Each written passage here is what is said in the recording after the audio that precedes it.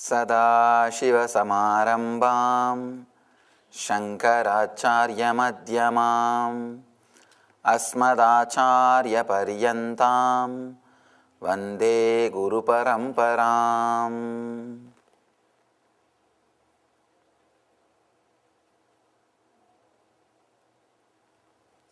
I welcome you all with my love and respects. From today,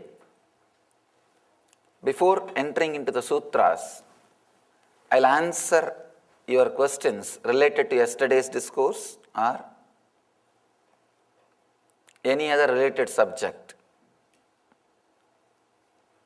You can put your questions in writing when you leave the discourse hall, and same way, people who are watching through internet can send your questions through email. So, we'll enter into the session. I welcome you all with my love and respects.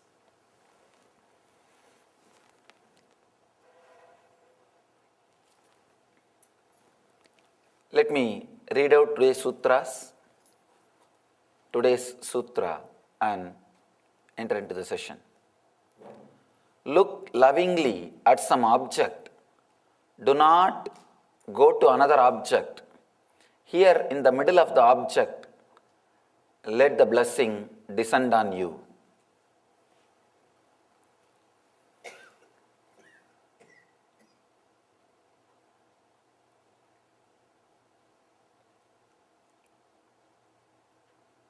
Human body is created specially to achieve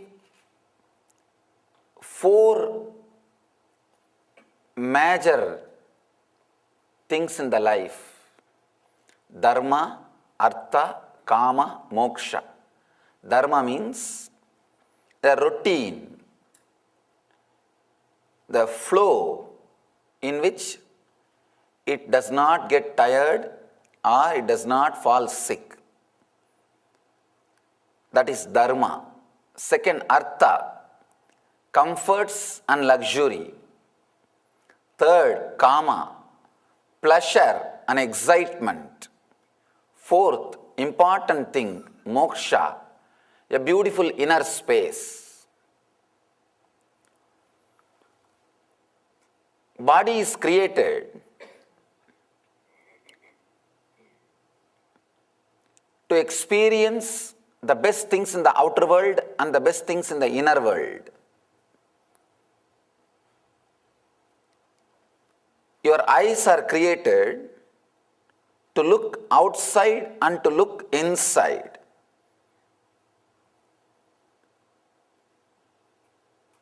There is a beautiful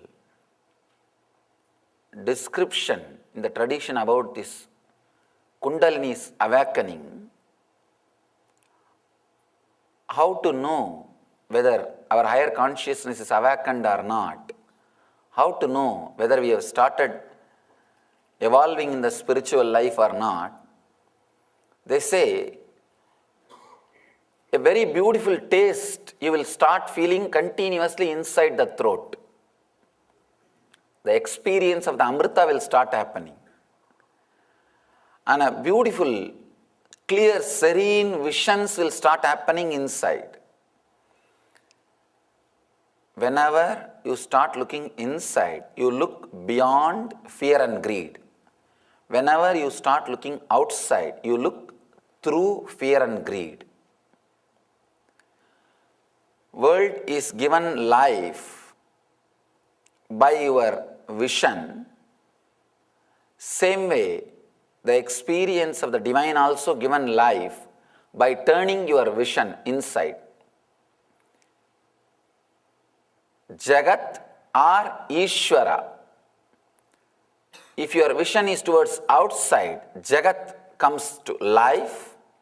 If your vision is towards inside, Ishvara comes to life. Jiva is the point from which you can decide whether to look at the Jagat or to look at the Ishvara. In the Vedic tradition, these 3 concepts are basic concepts, Jiva, Ishvara, Jagat. Jiva means the individual self. If the individual self is operating externally, if it is functioning towards the outer world, towards the outside, it sees the Jagat, means world. If it is going inside, if it is turning in, it sees Ishvara, divine. That is the reason the psychological revolution is a basic necessity for spiritual life.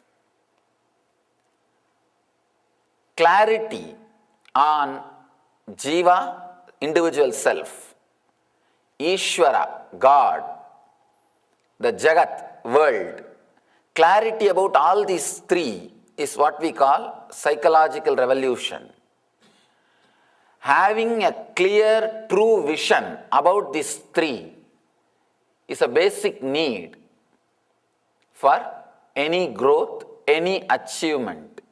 Even the people who achieved something in the external world, they have some clarity about the world, about the Jagat. That is why they are able to achieve. They are able to have much more than what others afford to have, what others are able to have. Shiva gives a very beautiful technique to use the senses which are by its own nature going out. By its own nature, senses are outgoing. Senses look at the Jagat. Shiva is very beautifully giving us a technique to turn the whole thing in, to see the God, Ishvara, to experience the divine. Look lovingly at some object. Do not go to another object. Here in the middle of the object, the blessing. Just yesterday,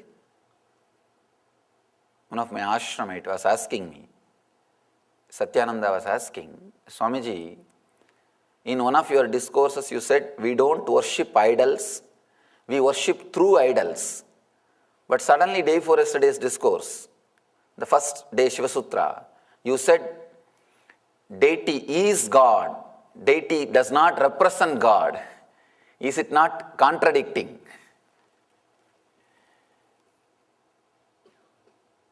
Seemingly contradicting. Understand? Seemingly contradicting. Understand the first statement?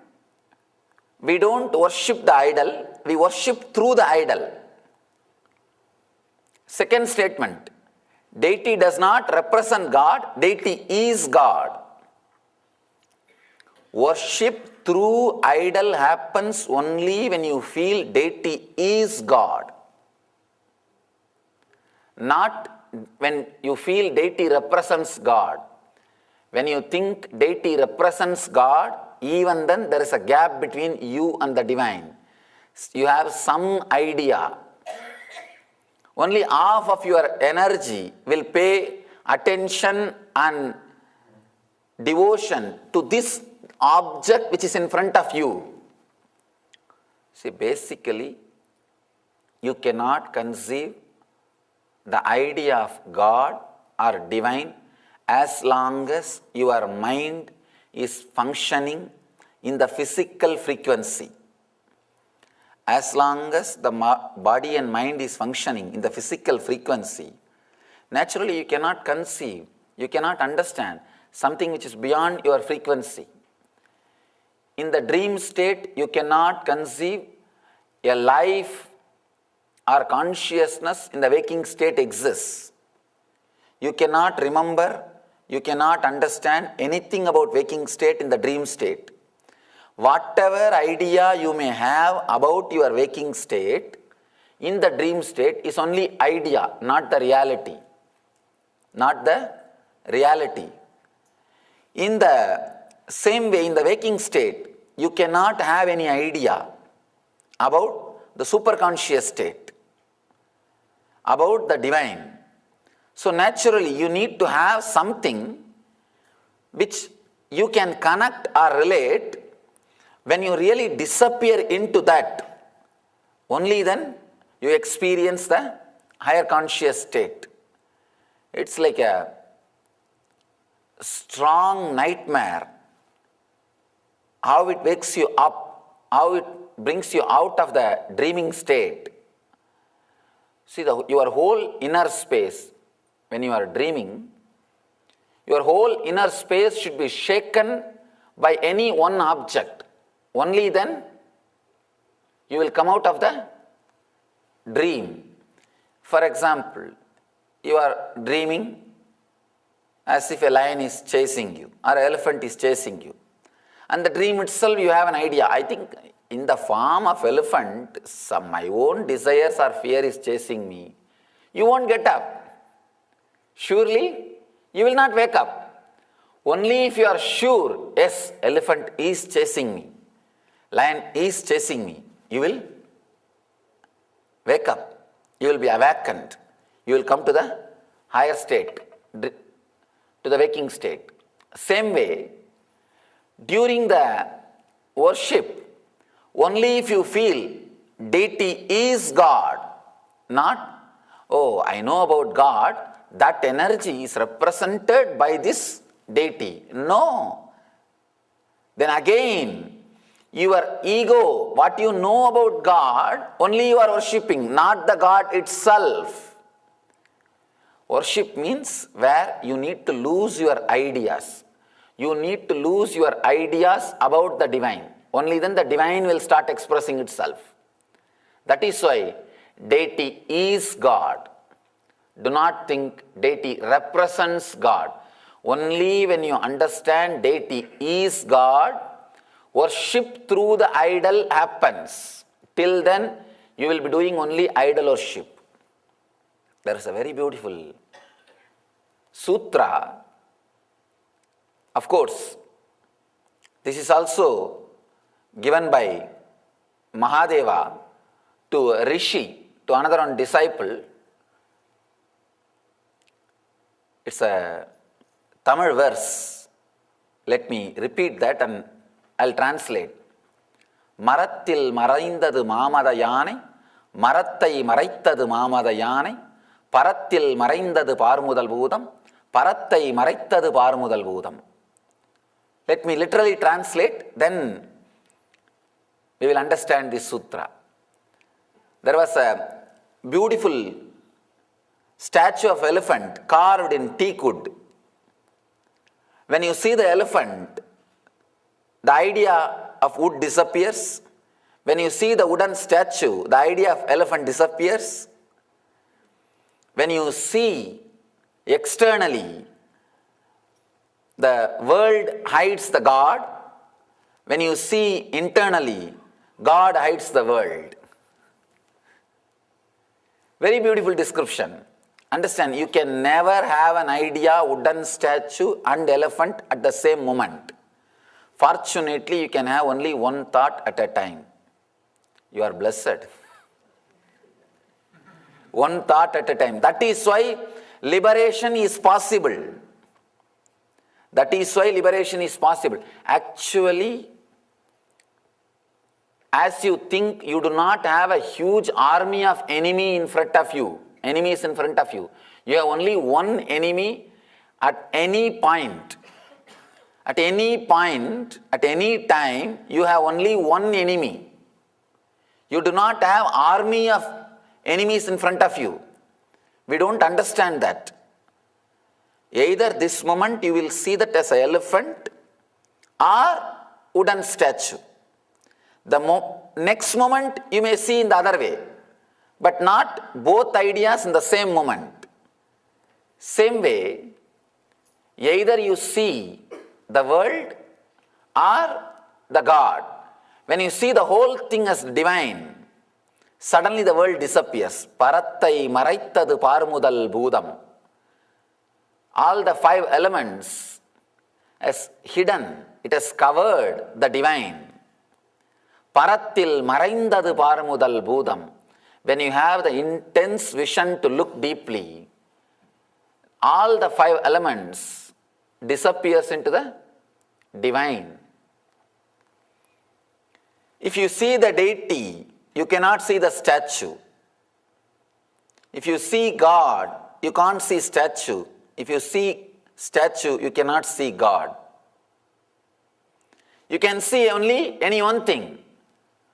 Only when you see the deity as God, you will lose yourself. Worship through the idol will start happening. Worship through the idol will start happening when you lose yourself into the deity. When you know for sure the deity is alive. I have so many wonderful stories. The moment I remember the power of this deity, the power of experiencing deity as God, I remember so many stories. One story from my own personal experience. Of course, I would have told this story many times, but it's okay. I love to tell this story. It is such a wonderful story. I was traveling in Gujarat.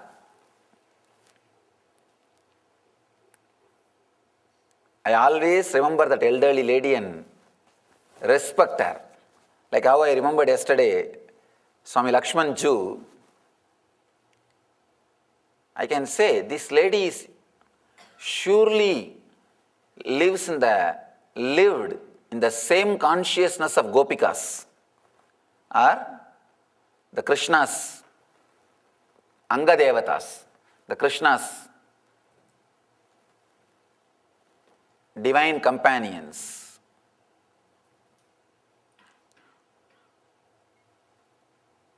Fortunately, I had the opportunity to see this lady. I used to go from village to village. I'll walk easily. I was able to walk 60 kilometers per day. Morning I'll start, and after all, healthy young man, what is there? Just 60 kilometers. By evening, about the sunset time, I'll decide where to stay. In the nearest village, I'll decide to stay. Then after a few days, if I feel like starting, again I'll start. Gujarat is land of God. It is I was always told that calling God is local call in Kerala. In Gujarat is an intercom. Not even local call. It is an intercom. Now it is the land of divine. So still Bharat is alive in Gujarat. I always feel as long as Gujarat is alive, Bharat will be alive. I always bless. I remember Gujarat and bless. Always. Understand? Feeding sadhus is such a wonderful thing. Even if you feed 2,000 useless guys and one enlightened sadhu, it is worthy. Because that sadhu's good feeling will save the whole place. It will just save the whole place. As long as Gujarat is alive, the Bharat Dharma will never die. It will be alive.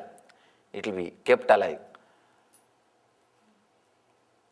I can say for sure, not even once in my wandering days in Gujarat, I had any little struggle for any need or I need to ask anybody to be taken care.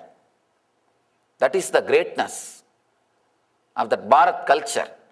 Today we had Maheshwara Puja, giving food to the sadhus, and the tradition is alive with respect in Gujarat. You see, there are many other places, they may give food, but they may make that person stand in queue and give but in Gujarat I have never seen. Unless they give food to the sadhus, they will not eat. They will not give after they eat. If they have eaten, they will cook fresh food and give, or they will give the material to cook for himself to eat. Sadhus are never treated as beggars. Such a wonderful place. It is actually that culture still keeps many enlightened masters again and again happening. Because somebody who wants to do research in the inner science cannot afford to take up a regular job. You need to give him some time, some energy to do the research and go through all the confusions of ups and downs. See, the worst depression and the peak joy, both of them have happened in me at least few thousand times. Only then the mind breaks, mind unclutches and enters into enlightenment. Understand, the peak and valley should happen few thousand times in the system. Only then system gets bored of the mind, the nagging mind, and divorces. Till then, no, I think it's okay, I can manage for a few days, only today, because I was having headache, my mind is not cooperating with me. But only when the system sees the peaks and valleys, it just decides, enough, let's drop. So he cannot afford to take up any regular job in which he needs to follow a regular routine, like a morning getting up, going and attending an office, attending same thing and consistently doing something, and again lying down in the same bed, same house, same life. He cannot afford. The person who lives in a normal life will be very normal. Nothing extraordinary can happen, because his whole consciousness is continuously cut, just like bonsai trees, roots are continuously cut. The person who lives in a regular safe routine, person who lives in a routine which he knows, will never be able to grow roots or wings. Understand? It's a very solid statement I am making. I know it may be hurting you, but I am telling you the truth. Narada Parivrajaka Upanishad, a very beautiful Upanishad, describes the way of the Paramahamsa, or achieving the ultimate experience. If you know your routine when you get up from the bed, if you have a rough idea about your routine till the night, till you come back to the bed, be very clear, your life will be normal. It is like a cutting your roots like bonsai banyan tree. How the bonsai banyan tree's roots are cut continuously, and it can never take the roots. Same way, that person can never expand beyond certain limit. Worst depression and the ultimate joy, both should happen in your system again and again, at least few thousand times. Only then you decide, enough this mind. Enough, I played with this mind. Now, let me relax in a conscious state. You decide very clearly. That happens only at that moment. Only when you relax like that.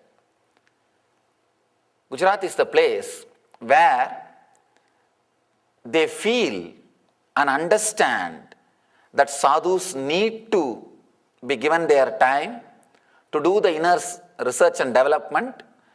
But once they achieve the success, it is just like funding the medical researchers. Once the success is achieved, who is going to be the benefiter? Who is going to be benefited? The whole world.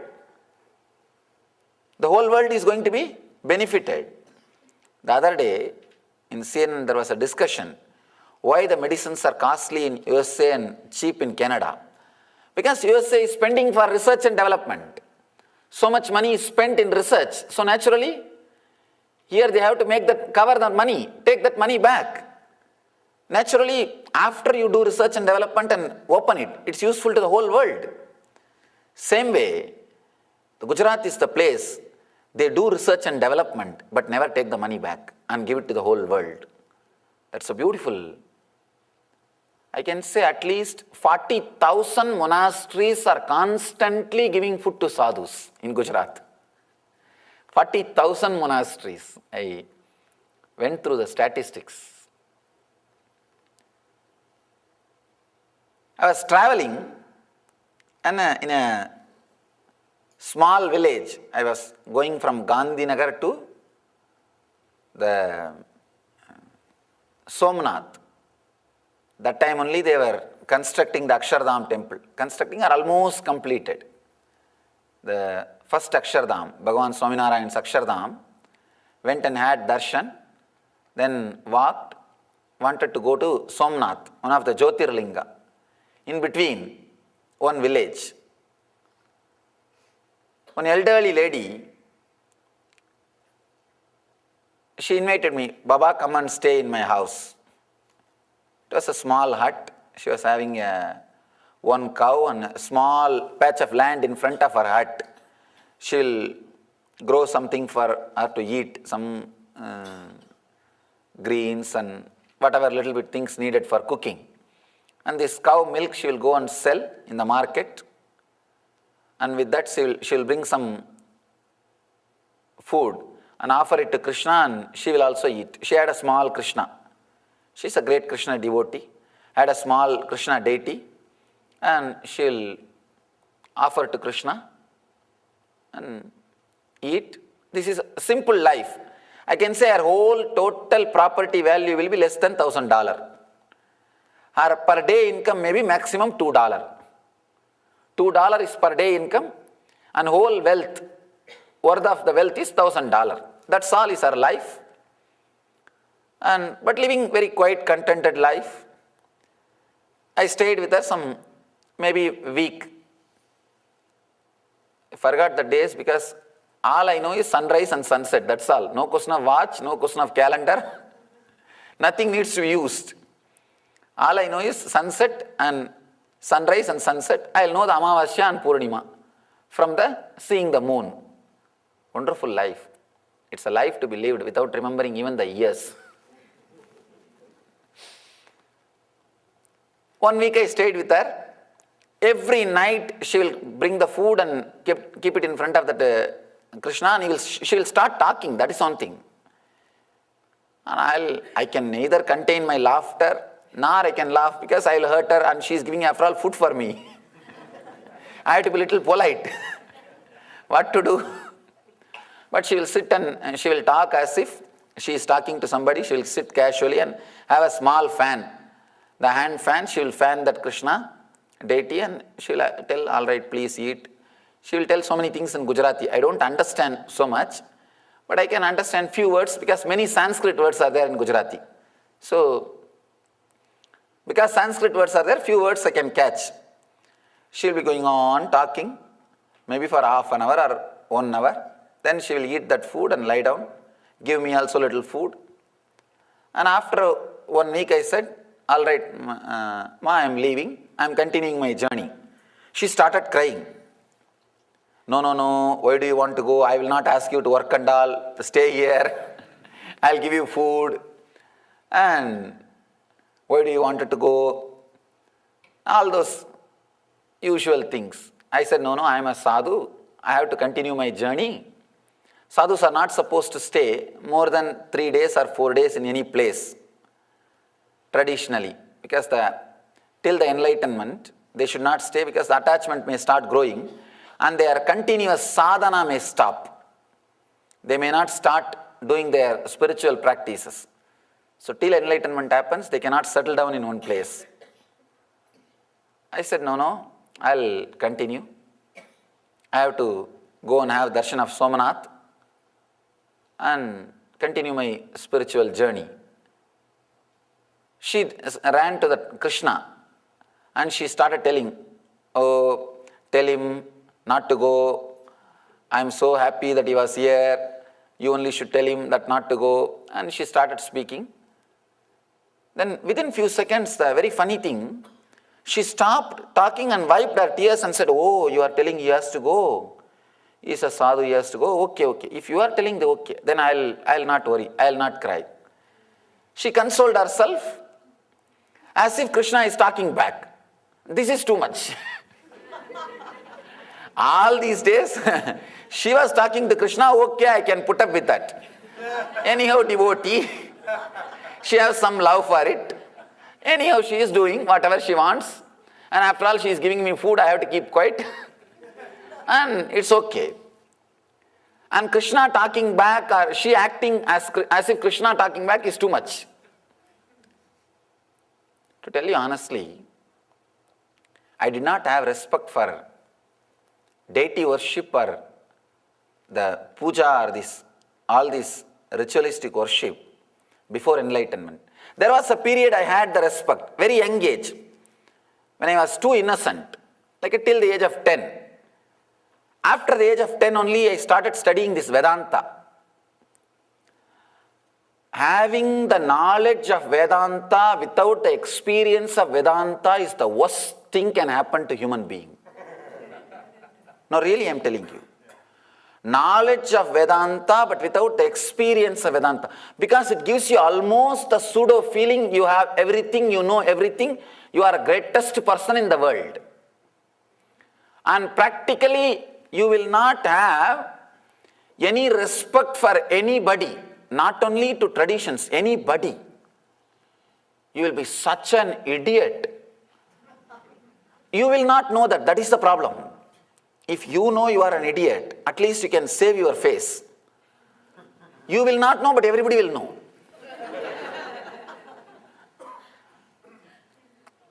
That is the worst thing can happen to human beings. Anyhow, I was in that mood. I had the knowledge, but not the experience. Experience has not happened.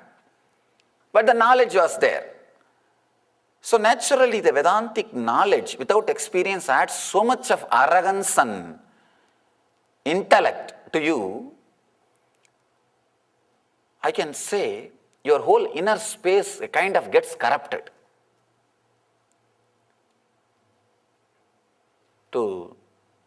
If you are feeling hurt, sorry, but I am telling you exact truth. I have seen hundreds of monasteries where people sit and study this Vedanta for 20 years. I really feel sorry for them. If they can spend the time in sadhana, it will be so much fruitful. Actually, half an hour studying and 10 hours digesting that, means doing contemplation or sadhana, will be the perfect, the balancing. That will be the perfect thing. But in some monasteries, studying is very juicy. Understand? You know more and more words. You can play with more and more words and you can show to others. And it brings respect. That's another one problem. Why people respect, you don't know. Actually, they are afraid of listening to you. They say, no, you all right, whatever you say is right. Please just sit, close your eyes. Don't open your mouth. We will do puja to you. We will do whatever you say. We will respect you, worship you, but just do not open your mouth. But this guy thinks he has respect because of his knowledge. What to do? Having the knowledge without having the experience is the worst state. You will not respect anybody. You will not respect anything. You will be so dry within you and without the inside and outside. I have seen in my experience how to find out whether somebody is a strong Vedanti, he will have stomach problem. Really. See, logic is like having teeth in the stomach. You will literally eat you. Having teeth inside the stomach. Constantly you will be chewing yourself. You will carry constant irritation. Compassion or love is like a lubricating you. Intellect, just intellect, is like a continuously turning your nerves and creating more and more stress. You will have stomach problem. Giving your love, even a hug, or just looking at something with a love, is like sending with a high force lubrication into your nervous system. It just heals. Even for a few seconds, look at any one of those deities. We have so many deities. You may feel connected or you may have love for any one deity based on your family bringing up or based on the maybe some books you read, or some your prayers got fulfilled. You might have prayed to Shiva and it got fulfilled, or you might have prayed to the Krishna, it got fulfilled, or you might have prayed to the Ganapati and got fulfilled, or you might have, from the very young age, you might have heard about Vishnu more, and you may be feeling connected. Any one deity, just sit there for 2-3 minutes, look at the deity with a very deep love, you will see your whole system will be lubricated. It's as if like a amrita, the nectar is spreading through your whole system. Sit and read some dry books, strong intellectual book. It is like as if your nerves are being turned or churned, or the stress getting created inside your nerves. I was a kind of such a sharp intellect, logic, never had respect. Till the age of, from the age of 10 to till enlightenment, I did not have respect for all these things where heart needs to be used. Because all my energy and time was spent in intellect, the knowledge. Did not give so much respect for the necessity of developing the heart.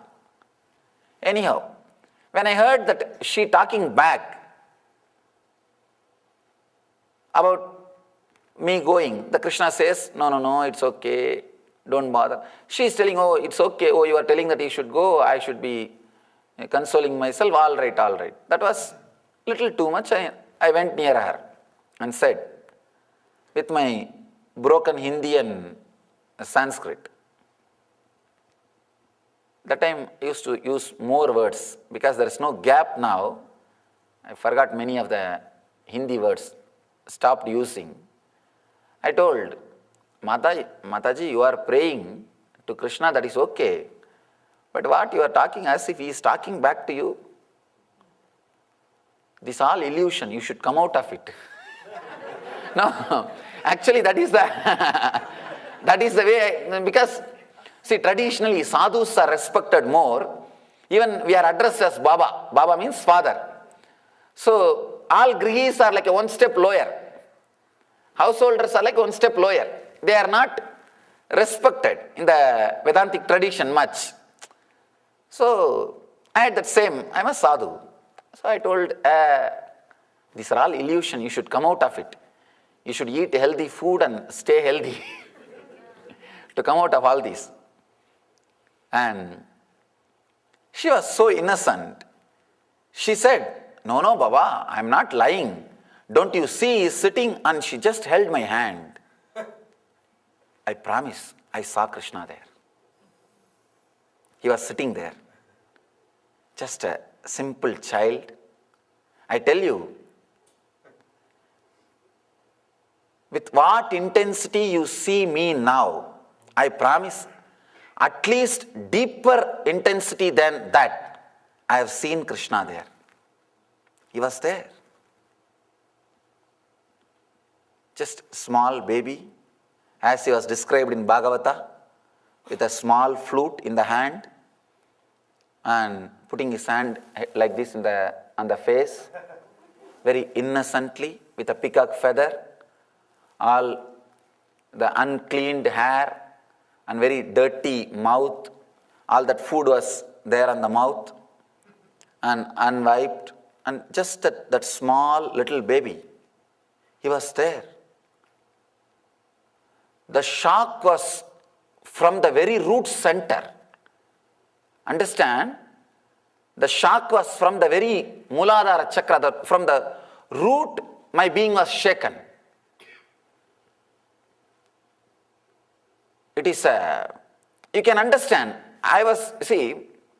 even if I had the small doubt she is a saintly lady, I wouldn't have went and told her, you should come out of all this illusion and you should stop doing all this foolishness. You should be very healthy. I would have never told that.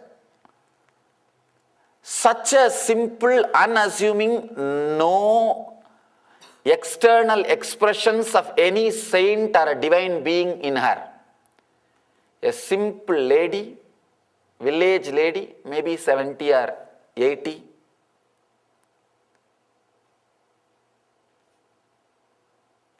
just by touch, she can give initiation. Understand, this is initiation. This is not just, she was able to transmit that experience into my system. It is not that when she held her hand, I was convinced Krishna is there. No, I saw clearly he was there. The shaking or shock was so much, it just fell at her feet.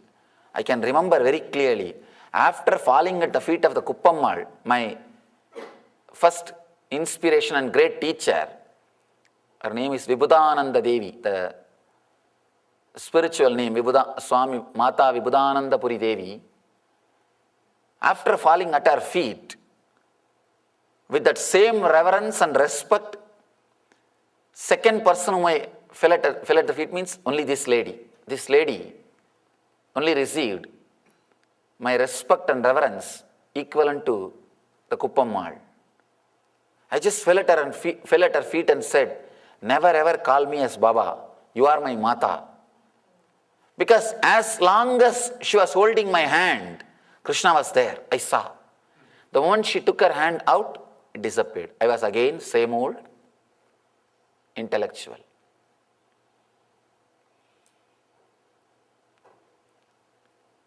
It was a very deep, strong experience.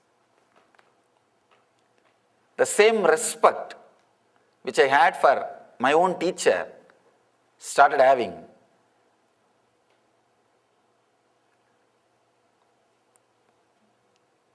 After that, I never ever had doubt or disrespect about this Murti Puja or this worshipping the deity.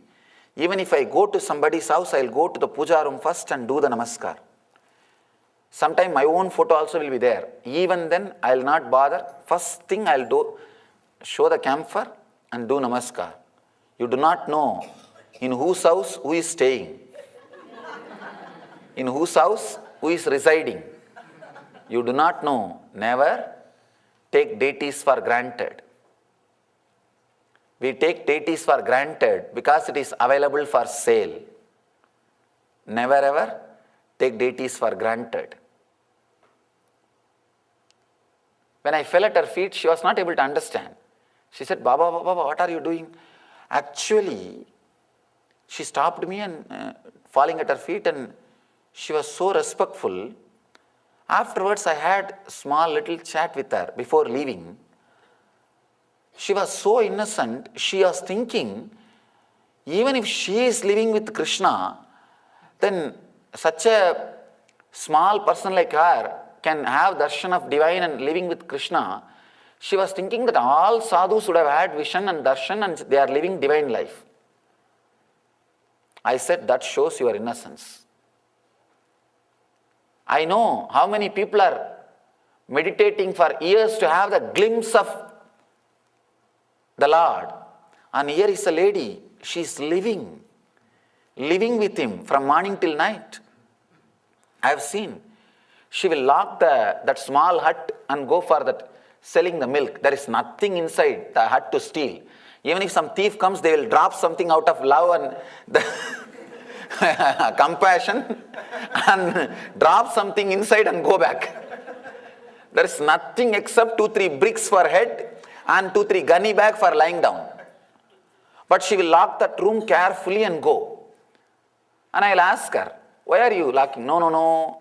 If some dog comes and hurts Krishna, what to do? If Krishna, slowly if he goes out and he gets hurt in the road, what to do? Such a deep feeling connected. I can see in her eyes how she sees the Krishna, how she looks at the Krishna, how the very vision is so beautiful, so clean. I never miss a chance to tell this story. Unfortunately, I tried my best. I was never able to get her photograph. After enlightenment, after the organization was created, I personally, specially sent people, tried to trace We were able to locate that place, but she passed away. She was no more, and we were never able to get her photograph. I wanted to get her photograph and put in all our temples as the ideal of Murti Puja. Person who lived with God through the deity worship. I wanted all our temples to have her photograph so that people will remember how an innocent village lady lived such a divine life of living with God. But unfortunately, we were not able to get photo, because in India the village's photography and all is unknown. It's never even heard, at least in 10 years ago and all.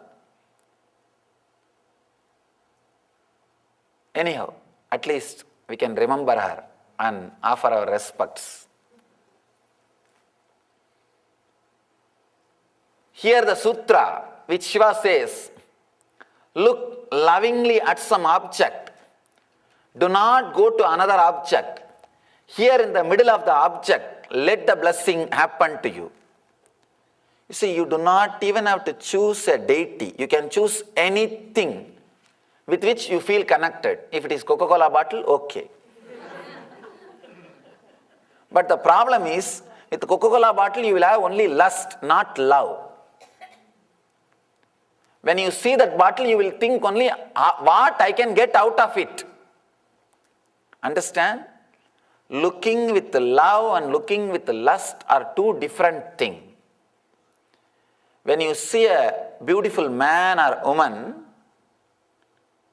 when you look, you only look what I can get out of that person. Then it is looking with lust, not with love. Love means what I can add to that person. What way I can be of some help to that person. If you decide or think of adding something, then it's looking with love. The moment you see and you start calculating what I can get out of that person, it is looking with lust. Understand? Looking with love, looking with lust, two different things. Here Mahadeva says, not only two different things, diametrically opposite. Diametrically opposite. Here Mahadeva says, look lovingly at some object. If you use the divine objects, it is lot more easy, because the possibility of lust is less. Possibility of love is more. From the young age you are taught to look with a love and respect. So it is easy to connect. It is easy to relate. Have any one deity or the photograph of the God or Guru. Try to look with a deep love without moving to the other object. Understand? That is the main. That is the basic thing. Do not move to the other object. The moment you start jumping to the other object, you are tired of this object. The love has disappeared. Understand? As long as love is there, that object is unique, not number. Not number. For example, if you are just a worker, maybe a clerk or a attendant, just a clerk in the office, if you die, nothing will stop. Somebody else will come, replace you. The job will continue, life will continue. You are just an utility, number, figure, that's all. But if somebody is in love with that same clerk, if that clerk dies, that person will never be again the same. Wherever you are just a number, even if you die, that mechanism will not suffer. Wherever you are in love with some object or person or somebody is in love with you, you become unique. naturally your death cannot be replaced. That person will miss you. That person's life will never be the same again. Love makes things unique. Love makes things unique. The other day, we were having an energizing ceremony here in the temple. All the Swamis, all of us are sitting and chatting before preparing for the ceremony. One disciple, she asked me, Swamiji, every day you are seeing us, all our mistakes, confusions, are you not bored by us? It was a very honest question. Because they know sometime I tell them, do some new mistake, I will be entertained. Not the same mistakes. Because even to commit new mistakes, you need intelligence. She was asking that, don't you feel bored? I told, just because of my very love, I feel everybody is unique. Understand? I do not look upon the devotees or disciples as number. It is unique.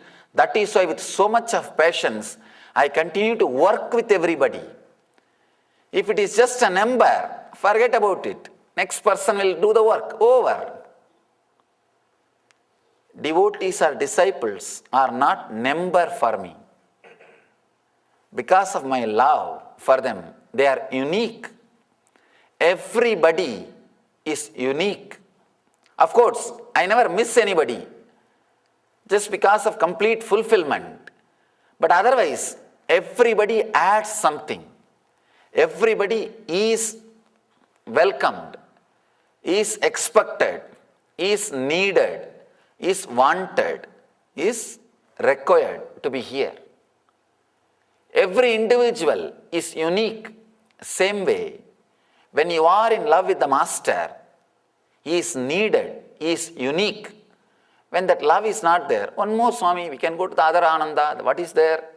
If you just type only Nityananda, at least 200,000 websites are opening. Just Nityananda.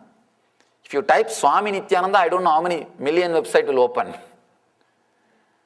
And if he is not, then some other Swami, that's all. If you are a number, you can be replaced. If the love, element of love comes to play between you and the other person, you are no more a number. You are unique being, irreplaceable, unique being. Love adds life even to the person.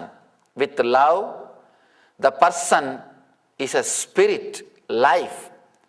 Without love, the person is reduced to a thing, utility.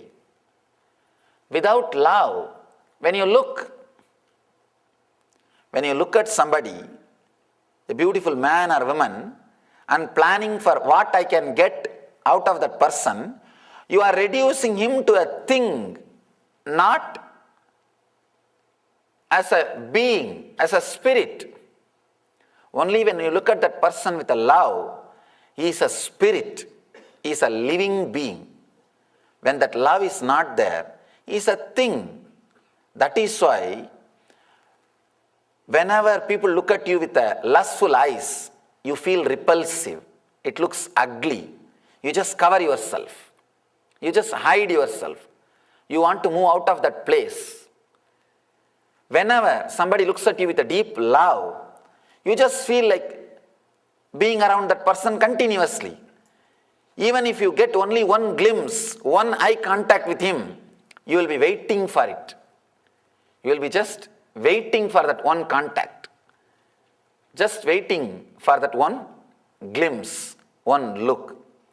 It's a love which adds value to the uniqueness. Another one incident, at least with that Krishna incident which I said, it was a deity.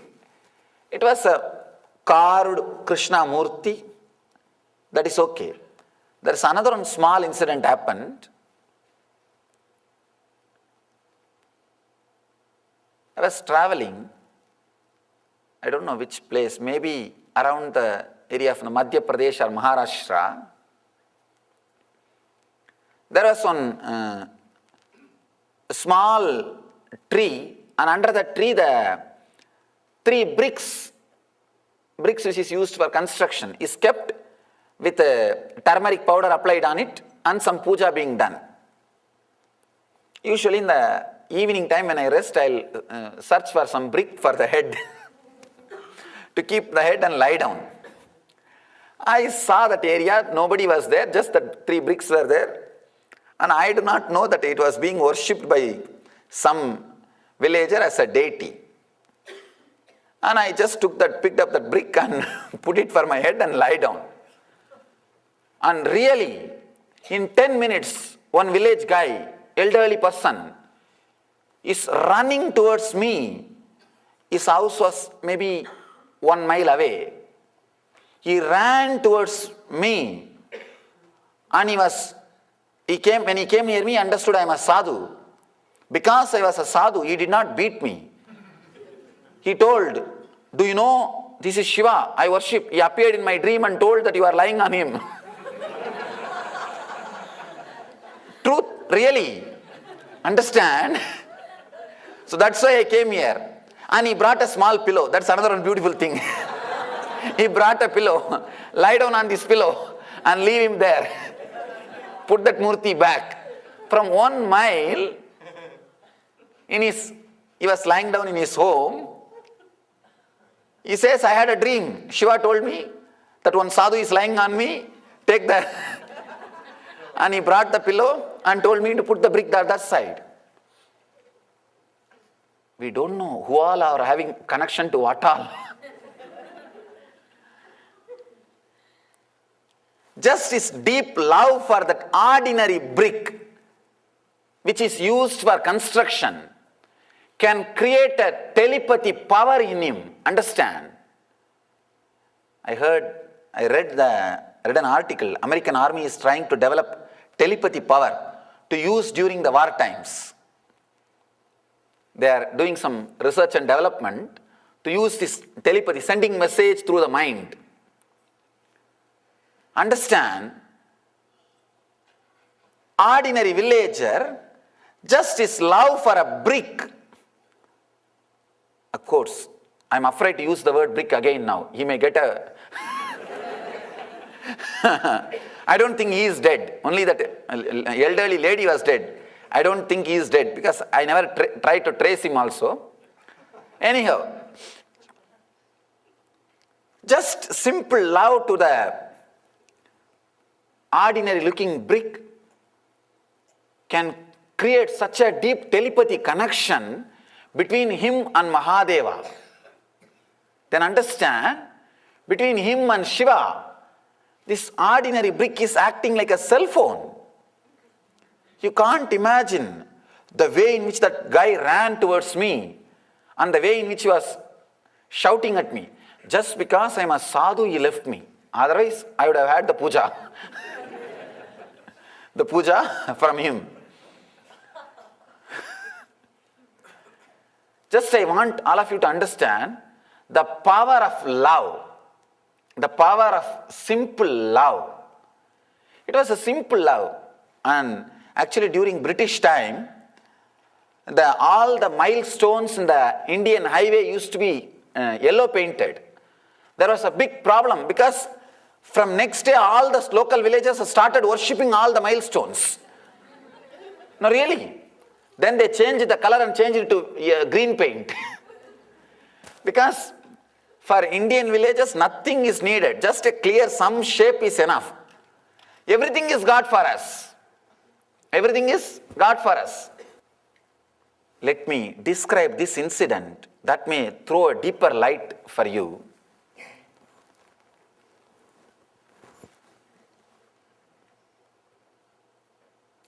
It was a very intimate discussion between me and one of my enlightened disciples.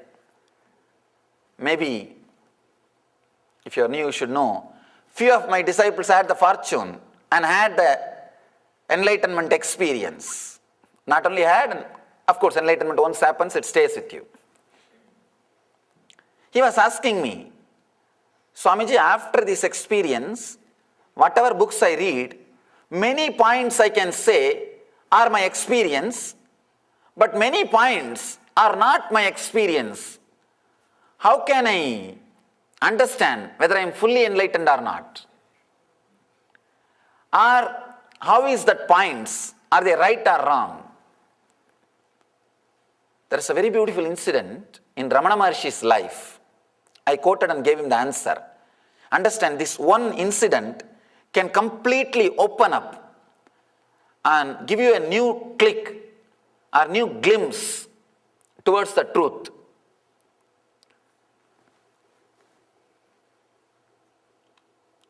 Ramana Maharshi says in his teaching, when in his conversation, I never read any spiritual literature or the literature related to spiritual knowledge except one or two books before enlightenment. He says, I achieved the Brahmajnana without knowing the word Brahman. And after I achieved the experience, when I was going through the books, I was able to clearly experience whatever is written is my personal experience.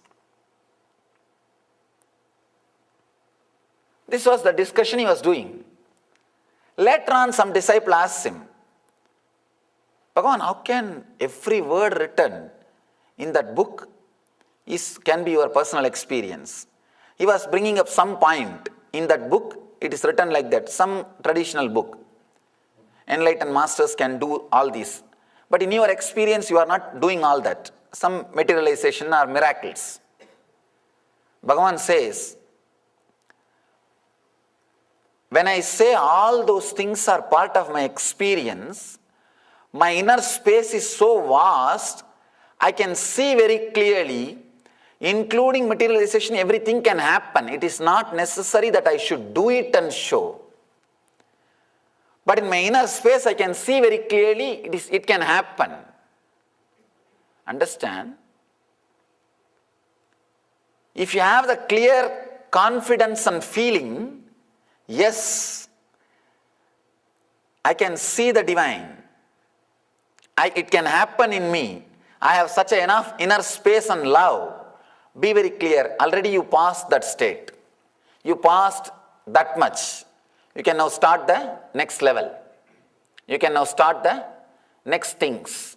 You don't need to sit there and prove. Sitting there and proving is only needed as long as you have doubt. You have doubt. Bhagavan says very beautifully, I am very clear the materialization can happen inside my inner space.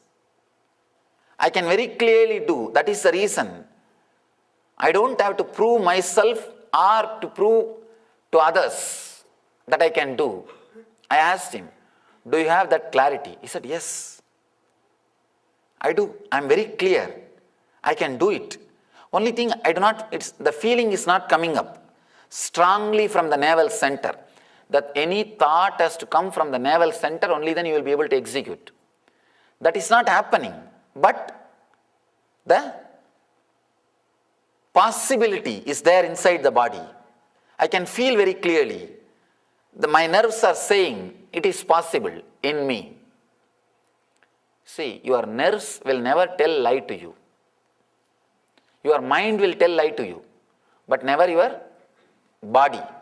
Your nervous system will never tell a lie to you. Your nervous system can never tell false things to you. He said, I am very clear. I can do that. Then that's all. You do not have to prove. Understand, when you have this love, your inner space will become such, there are many things you will not ask to be proved. You will not asking for the clear logical reason. Suddenly you will just feel connected. That's all. Sometime, even if you hear from other people very logical criticism about the master, you will not bother to hear. You will say, get out, get lost. I am not interested in listening to you. That is the time they blame that you are hypnotized. You are mesmerized. You have become part of some cult. You have become part of some sect. People who cannot experience, understand the space of being in love with the master cannot understand the truth. That's why I always tell, we are not cult, we are a culture. Understand, there is a big difference between these two. There is a big difference between these two. When you are in deeply love, you will see the uniqueness of the truth, and everything will become alive, reality to you. And you will see every step you take in your life feels ecstatic, feels joyful. I cannot imagine from 1 mile somebody running with a pillow saying that you are sleeping on my God. Understand the strong telepathy connection with an ordinary brick. I am sure nobody saw and called him in cell phone, because those days there was no cell phone in the villages. And surely nobody can see and go and tell him. And if somebody went and told him, he would have only brought the stick, not the pillow. But he brought the pillow.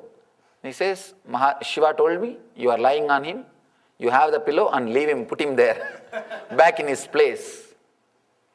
Love can create such a deep connection, and it can open up many dimensions in you. It can awaken many possibilities in you. So understand this technique. You can try, even in this next gap, you will have a small break. Every day we will see 2 sutras. 2 sutra and a small break. We will have, even this small break, try to go and sit in front of any one deity which you really love, or any other object which you really feel loving. Sit in front of it. Look very deeply, lovingly. Just become look. Let your consciousness be completely centered on your eyes. Let your hand, leg, body, everything lose its very existence. Let you forget about all those things. Let everything disappear. Let you just become eyes. Look deeply with a deep love for few minutes without jumping into the other object. If you jump to other object, come back. Get back. And just sit with a deep love, completely in a relaxed way. You will see a very deep silence, very deep bliss, very deep blessing starts coming out of your system. You need to understand one more thing. All techniques can lead only to peace. When the peace settles inside your system, bliss will explode. Do not expect the bliss which is being expressed or shown in my body language. Meditation will lead you only to peace. And when the peace settles inside your system, when your nerves are cleaned, when your nervous system is cleaned by the peace, the settling peace, the bliss will explode. You will start expressing the bliss which is expressed in the master's body language. Try this meditation technique with any one deity, with a deep love and silence. Let the blessing happen to you. Let the blessing happen to everyone. We'll have a small break. And after that, we will have the next session, the next sutra, and few of your question answers. If you have any question, you can drop, leave your questions here. I'll answer. Let's gather for next session. Thank you.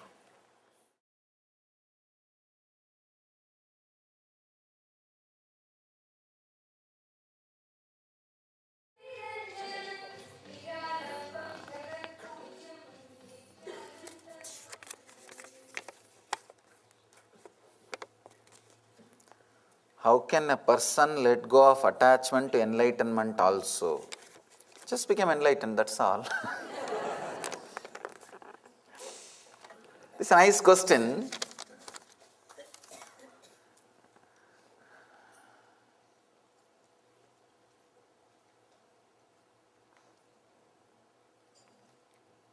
One disciple goes to Ramana Maharshi and says, Bhagavan, enlightenment is very difficult.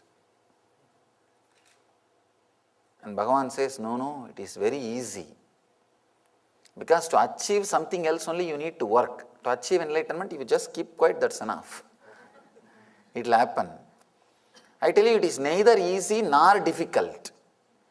It is. It is there. Even if you say easy, you make it little difficult. Even the word easy means easy, but I have to do something. It is neither difficult nor easy. It is.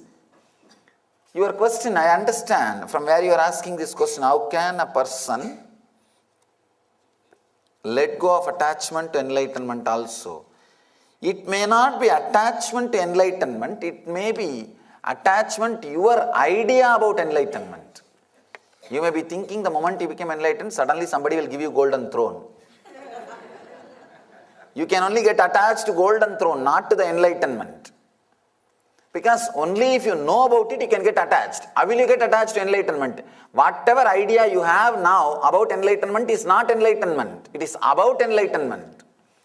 So you may be having some crazy idea that suddenly somebody will give you one golden throne if you become enlightened, or you will grow. I have seen people ask me, if I start meditating or become enlightened, will I have a long hair like you? I tell you, just for long hair, do not try to become enlightened. It is too risky. It is too much big job. Just if you want long hair, use some right shampoo or hair oil. No need for you to become enlightened. Maybe you are attached to your idea about enlightenment, not to the enlightenment itself. You cannot be attached to enlightenment, understand? The more and more your idea about enlightenment gets purified, you will be achieving enlightenment. You will be reaching enlightenment. You can never get attached to it. If you are attached to it, be very clear. Your idea about enlightenment is not pure or not clear. Then now you need to do purifying. Have more clear understanding about enlightenment.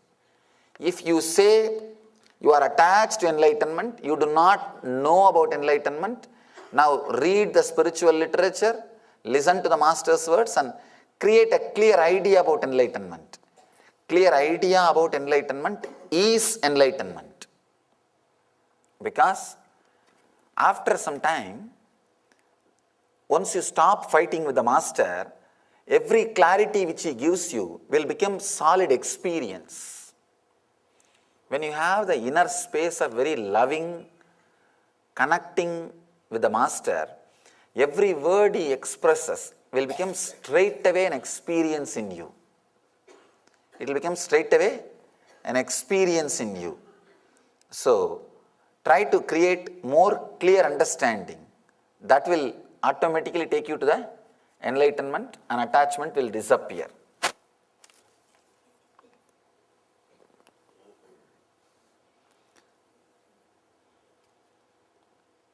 When I gaze at the Murti, it seems that as my body deeply relaxes and body sense disappears, that I am looking through Ajna and not my two eyes. Should I correct and return to my two eyes or allow gazing through Ajna? Whenever you gaze, naturally your Ajna will be activated. Your Ajna will become alive. This is the technique working through Agnya, without talking about Agnya. Because sometimes the Agnya, about third eye, if you start talking, people will not be able to feel connected. Here Shiva is creating techniques for all kinds of people. Whether you are a capitalist, communist, democratic, republican, or whoever you may be, or a hippie, whatever you may be, you have a technique here. Shiva has a technique for you. Here he is talking, he is giving you the technique, work through the third eye, Agnya, without using the word Agnya, third eye. Can the Guru be the love object? Yes, Guru is the ultimate love object.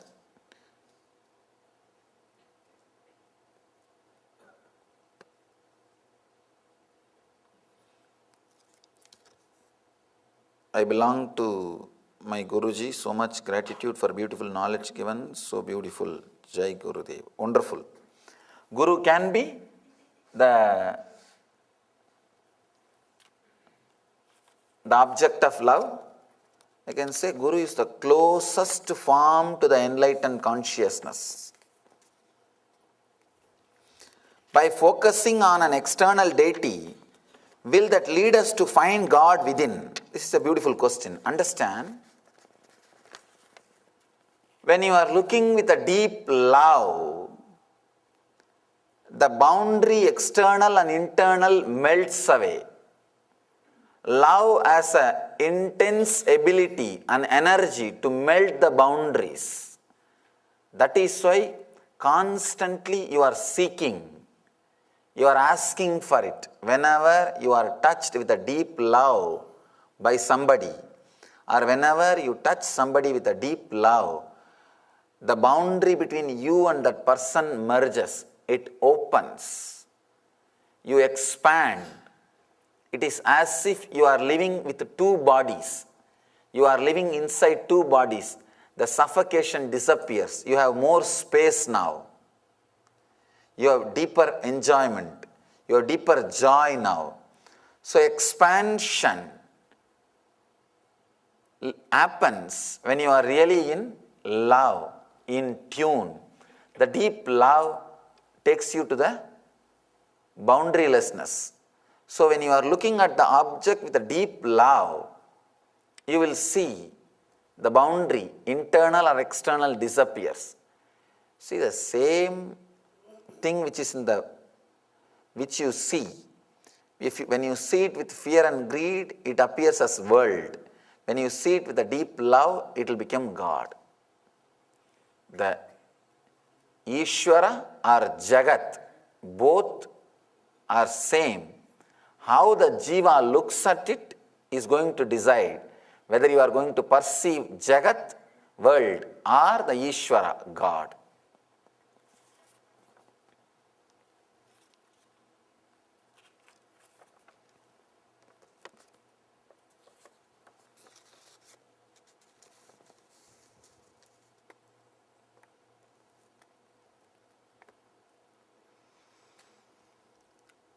When I focus on the deity I choose, remembering not to move to another, my feeling of gratitude that are connected with other deities keep arising. Understand, this is what your mind. When you are not focusing, those gratitude will not arise. Only when you are focusing, the gratitude will arise. Don't bother about it. It will naturally disappear the more you feel centered on one deity. Understand, God is one, same energy. We put it in so many different forms for you to feel connected or related, that's all. If you understand that one truth, then you will be able to connect. Yesterday, Shiva Sutra discourse, you taught us about Ajapa Japa mantra to be repeated 24 hours. How can we repeating the Soham mantra during our sleep? Understand, if you are breathing, the breathing sound must be happening. In deep sleep, don't you breathe? I think you are breathing, that's why you are here. If you are not breathing, you should not be here.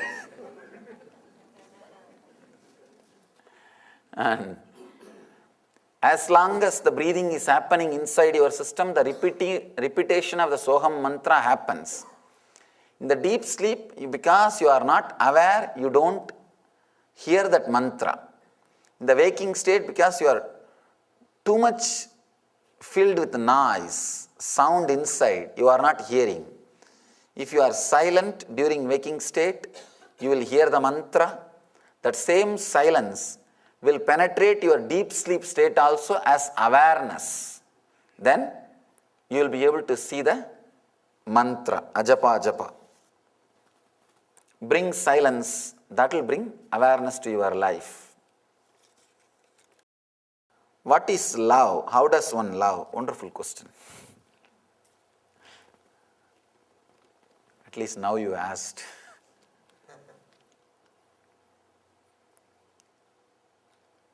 Let me describe exactly what I mean by the word love, or what Shiva means here by the word when he uses the word love. Always, when you look at something, you are calculating what I can get out of it, what I can have out of it. Either your thought process start functioning through fear or through the greed. But your attention is towards that object. If that attention turns towards the inner space and you start, if your thought process starts, what I can contribute to it, what way I can add to it, what way I can enrich. This process is called nivritti, means fulfillment. The earlier process based on fear and greed is called pravritti. If the process in you is a pravritti, asking what I can get out of it, what I can have from it, it is asking, lust. If the process is nivritti, what I can add to it, what I can contribute to it, it is the process of love. To tell you honestly, no mere words can express exactly. I am trying to use more and more words so that some word will click with you. Some click will happen to you. That's all I am trying. Otherwise, I am not able to, not only me, nobody will be able to give you exact definition. It is an intense experience. These are few strong experiences which can't be verbalized. Maybe the words which I uttered can give you some idea and create some click. That click can lead you to the experience. Let's enter into the next sutra. Next sloka is the 59th sloka. I'll answer this question later on. Let me read the sutra. O beloved, put attention neither on pleasure nor on pain, but between this, let you achieve the truth. This is the one more sutra. Does not need to be practiced at particular time. These are Nitya Sutras. Means this should mix inside you as a juice. These should be like an understanding. It has to be internalized inside you. It should become part of you. And it should become eternal practice in you. Nitya Sutras. I can classify the Shiva Sutras into 3 categories. Nitya Sutras, once you understand and internalize, then that is enough. Every day it will start practicing itself. Nothing else is required. The second, Dhyana Sutras. You need to understand and practice at a special particular time in your life. Third, Ananda Sutras. just very understanding, you are liberated. Just very click, you will feel that openness. You are free. This sutra is Nitya Sutra. Just you need to understand, internalize, then it will naturally become part of you. Your very being will start expressing itself. This same understanding. Put attention neither on pleasure or on pain, but between these. Continuously, either you expect pain or pleasure in the next coming moment. You constantly think, what next? And immediately, if I do that, what am I going to get? Whether it is going to bring pleasure or going to bring pain. What is it going to bring? What is it going to do?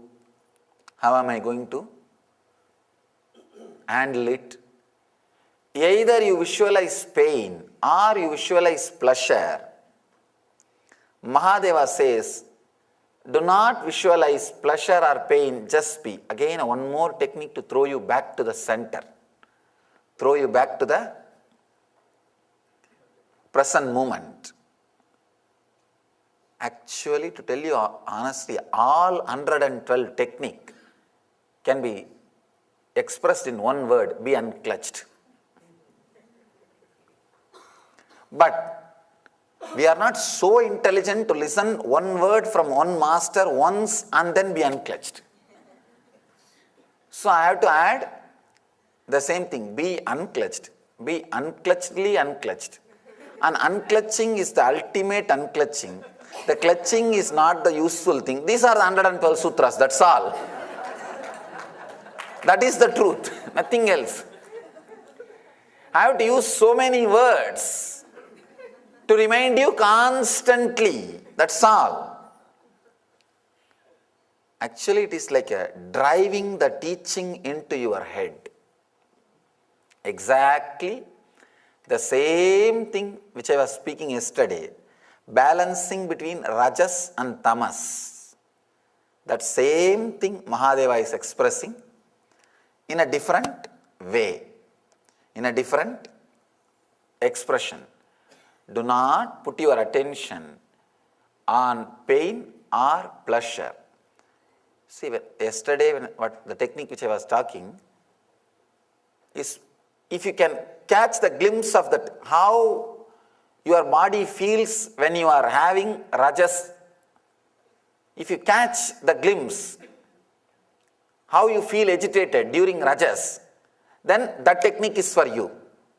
If you are not able to catch, there are some people, even if you sit 10 times in roller coaster, you will not be able to catch how the rajas is activated in your system.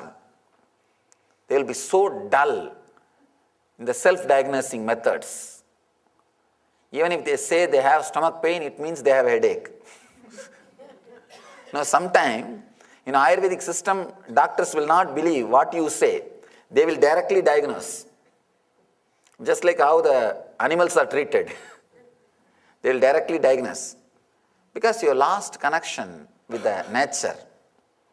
You lost touch with the nature. You lost touch with your own body. So if you are not able to find out the imbalance of rajas or tamas here, at least you can find out based on your mental emotion. I think that will be a lot more easy.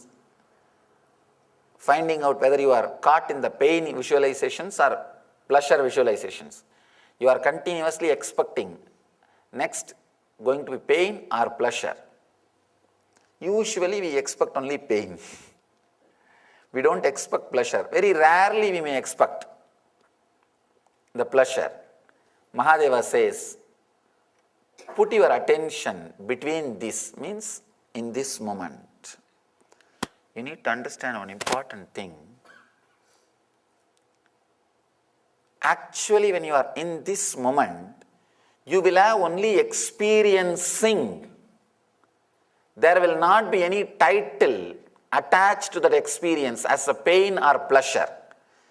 You will be able to attach a title to to that experience as pain or pleasure only when you compare with your past experiences. Means you already moved into past.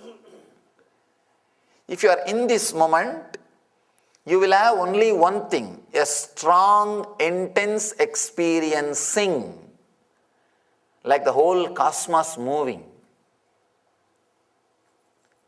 Because your chairs are stable, you forget this whole earth is moving.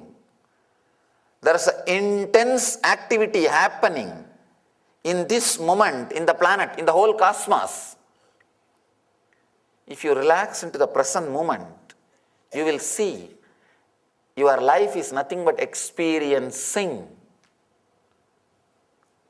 Only when you slip into the past, you will call that as an experience of pain or pleasure. Even you addressing something as pain or pleasure is nothing but slipping into the past. Come back and just sit. You will see so much of experiencing is happening in your system. Every breath going inside and becoming part of your blood and becoming energy, prana, life force for the parts of your body is a huge experiencing. It is happening. It is constantly happening. I tell you, just come down to that experiencing. Means the life permeating you, life penetrating you, life flowing through you. You will see what you call as pain or pleasure is too small, petty, negligible. You'll suddenly see life is experiencing, not just experience. Put attention neither on pleasure nor on pain, but between these two, let you catch the truth.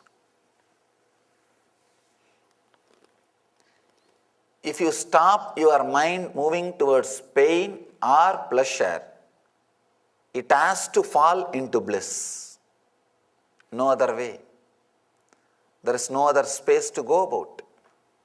Suddenly you will see it falls into the peace and bliss. Nothing else needs to be done. Just for few moments, decide not to let the mind go to pain or to the pleasure, just to the center, just to the bliss. The moment you stop these two movements, automatically it will fall into bliss. Actually, one reason why the Shiva Sutra has not become so popular like other scriptures, because it gives too many wide variety of options and techniques. The branding was very difficult. Usually, if it is one particular thing and 10,000 people are talking about it, it will become very popular. Easy for selling, branding. But here, Mahadeva has not created this book for selling. He has expressed all the great truths he discovered through his research and development. Every experience, he has verbalized it and spelled it out. He just decided, in future, whoever wants to take up one line, one sutra, and create a tradition and philosophy, let them do. Here I am expressing the whole encyclopedia. This book is actually encyclopedia of enlightenment. So many techniques, from so many ways, from so many methods, through so many paths, leading you to the ultimate experience. But one important thing you have to do, just listening, just reading is not going to work. You have to internalize it. You have to digest it. Because Reading the menu card is not going to fulfill your hunger. Only eating is going to give you the fulfillment. Let us enter into the technique itself. Please close your eyes. Sit in a very relaxed way.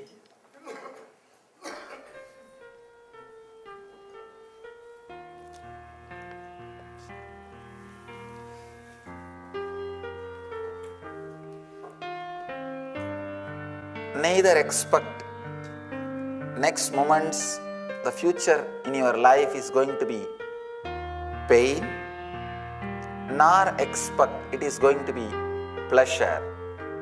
Just be in this moment. Any thought which happens in your mind will only be expectation about pain or pleasure. Relax from both the thoughts and just be in between.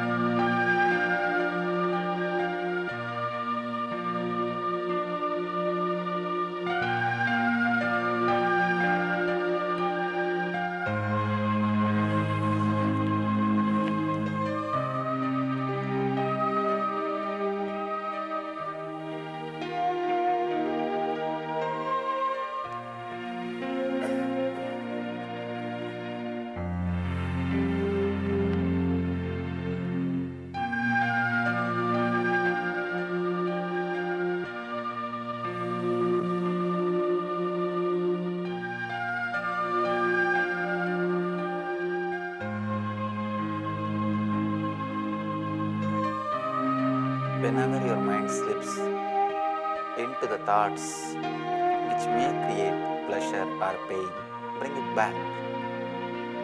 Be responsible to remind yourself. Get back to the between. Be in the relaxed center.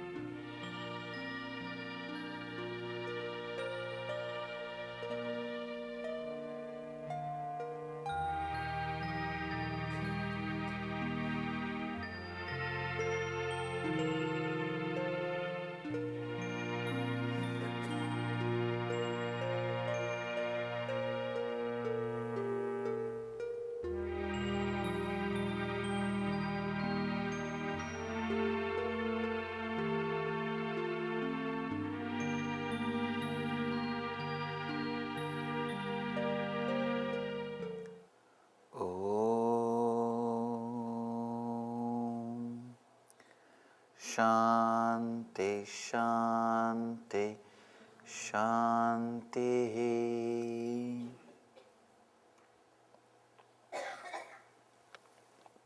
Relax.